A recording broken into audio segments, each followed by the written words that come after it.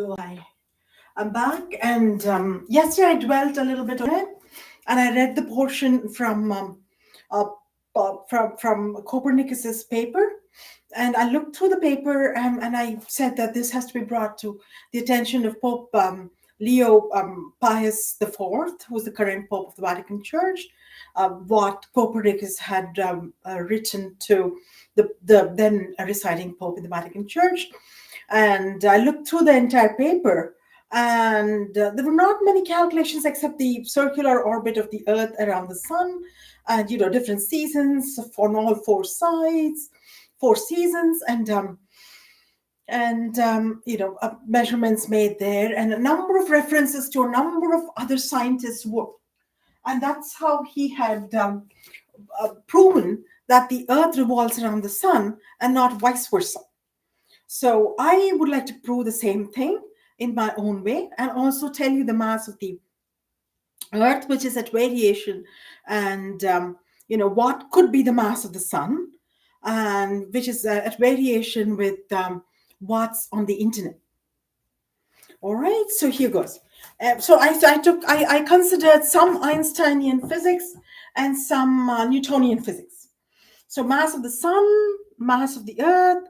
The Sun could have stationary velocity, because all the particles, the fusion is happening on an ongoing process, continuous process, and hydrogen molecules are combining to form helium molecules, and then I guess this is my theory, fission, and that's how the Sun keeps going. There's no end to the Sun.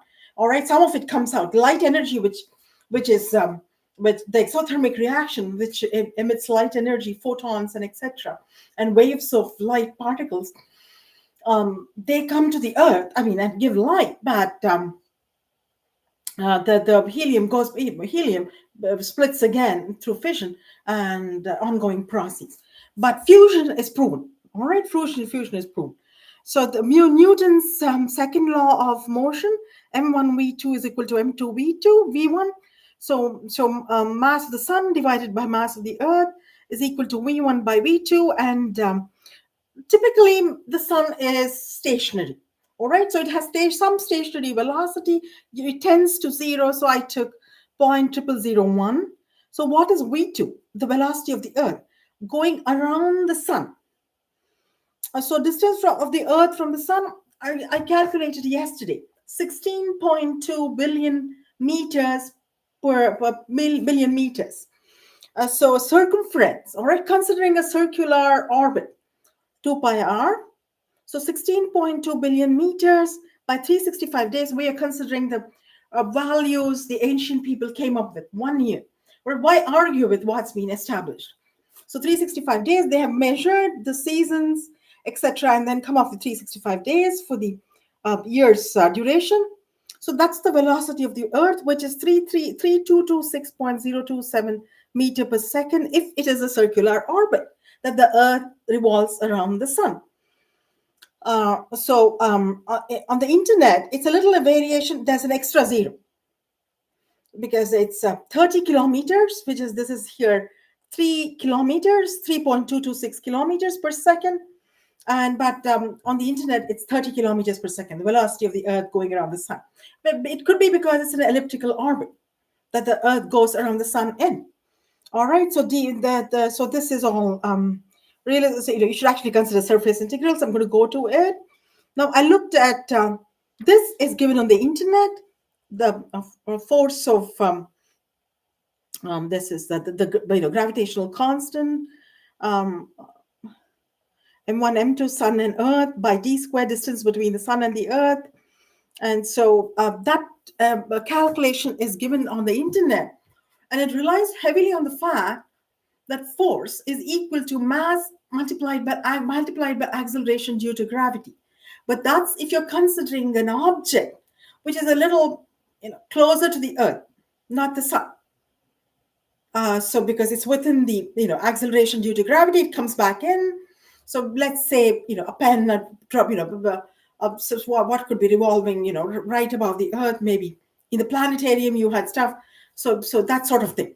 So it falls back onto the Earth, and So mass into gravity, but then again you run into acceleration due to gravity.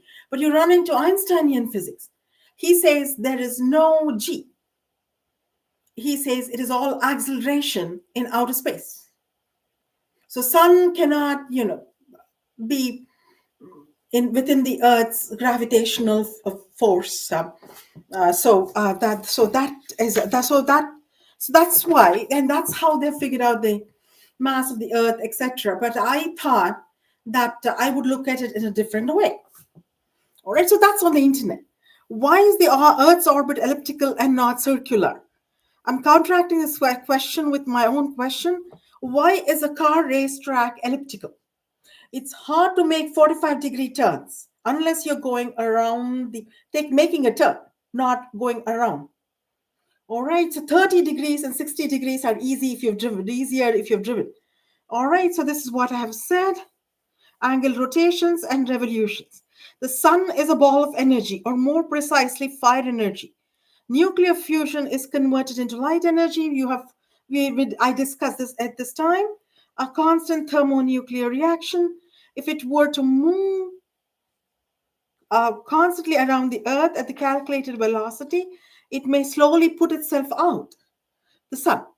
So because at the Earth's velocity, because you cannot hold a moving candle, can be extinguished. So sun cannot move. Sun has to be stationary, can have only stationary velocity, which means like Brownian motion, the particles are all moving within the sun.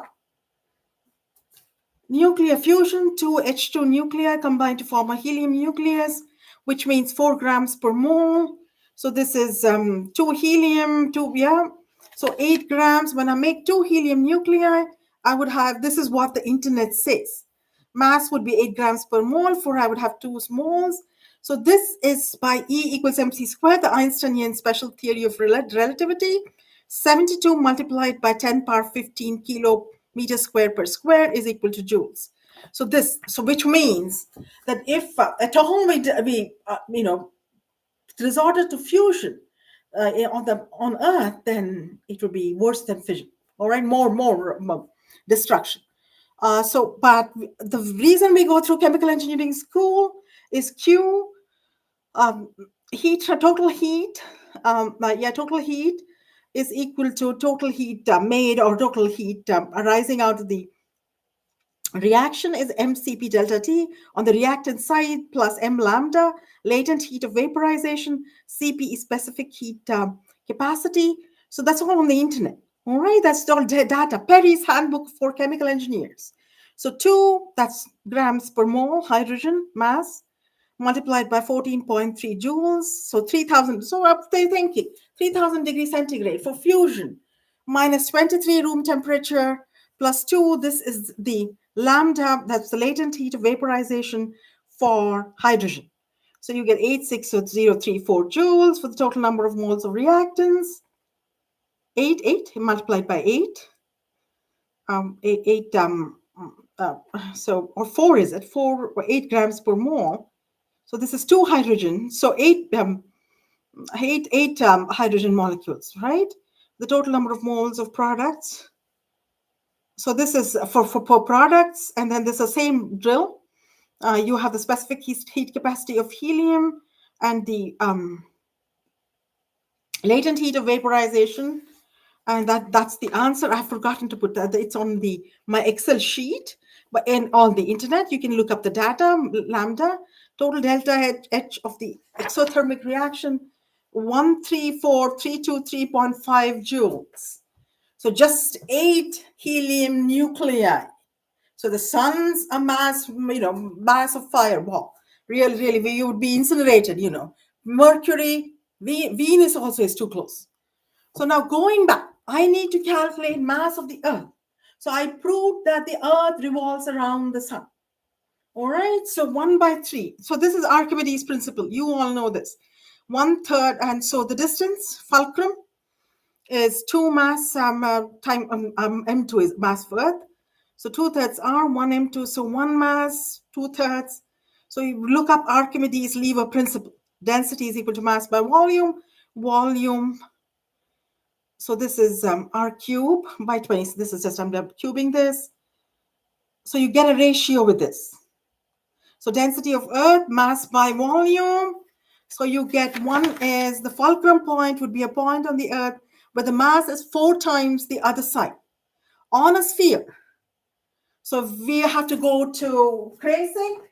What does Krasik say for a sphere? This is not on the internet. Google does not have it, or AI does not have it. All right, so this is the equation for a sphere. This is how you would make a sphere, a tennis ball. So this is close up.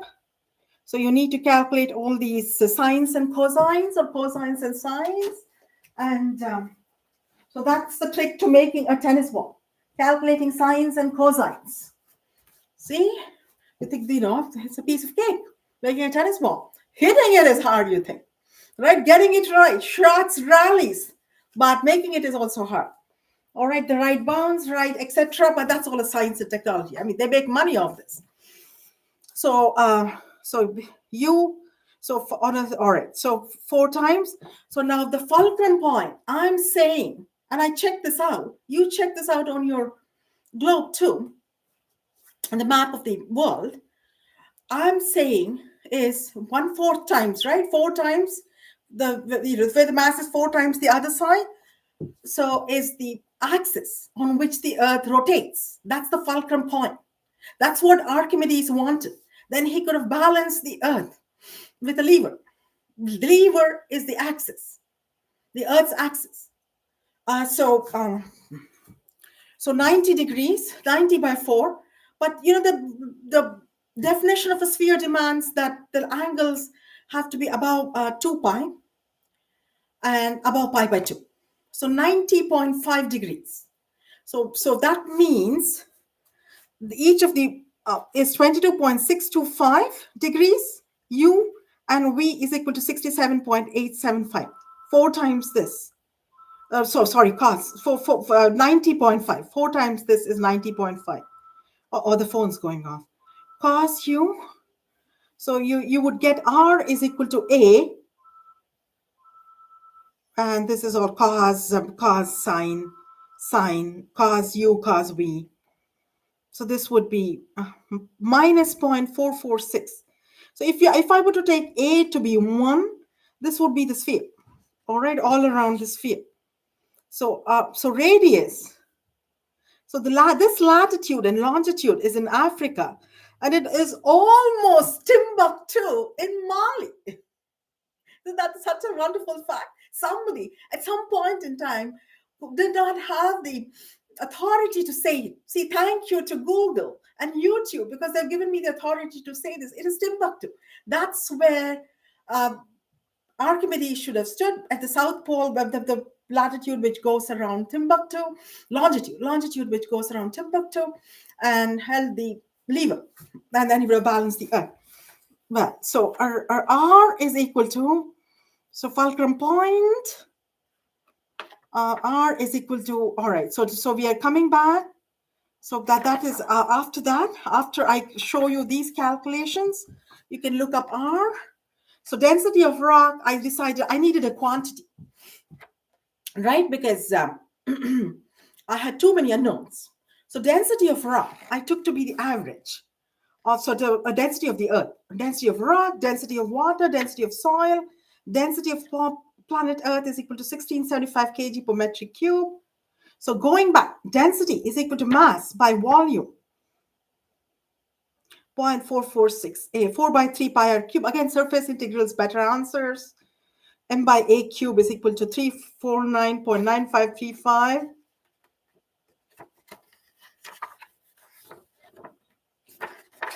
Density, this is again the other thing.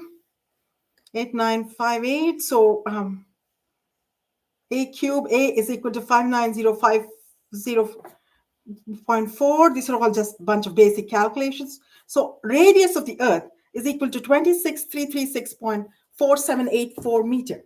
You have to remember the radius is not this radius, this going around. It's within there, within inside. All right, like a circle, like a circle. So that point is measuring. So all the cost data and everything all around. So that takes it all into consideration. So R, mass of the Earth. All right, J is just straight substitution. All right, mass is equal to density multiplied by volume, 4 by 3 pi r cubed. Better results with surface integrals. You have 4.19638 power 10, 19 kilos. What does the internet say? The internet says 10 power 24. Otherwise, I think I'm close. What does it say? Earth, latitude, energy availability, LZ McGill. All right, you can look it up. It's 10 power 24, and I think the other value, not the exponential value, the unit value is I think correct. All right, so again, 10 power 24. Somebody has overestimated the mass of the Earth, or surface integrals will give the right answer. All right, I think at this time I should take a bow. Curtsy, more like a curtsy, or in Alanis Morris time, bow. All right, bow, Christmas bow. So that's the thing, and is the clock running? So next shopaholic. What did I do as a shopaholic? All right, what did I do? Yesterday I picked up mocktail. Is the clock running? Yeah, it's running. All right. Suddenly, I saw sometimes I have trouble with the camera. The clock's running, so I'm taping. Which the mocktail is like a juice, a ginger-based juice, which was simply delicious. There were a number of varieties: mocktail, cocktail, mocktail. It's just juice. So with a drink, you could mix these mocktails and make them cocktails, and maybe a rimmer and a little fruit, cherry or olive or whatever you want, and that would be good. All right, as a shopaholic. What else did I buy? I'll save it for another thing.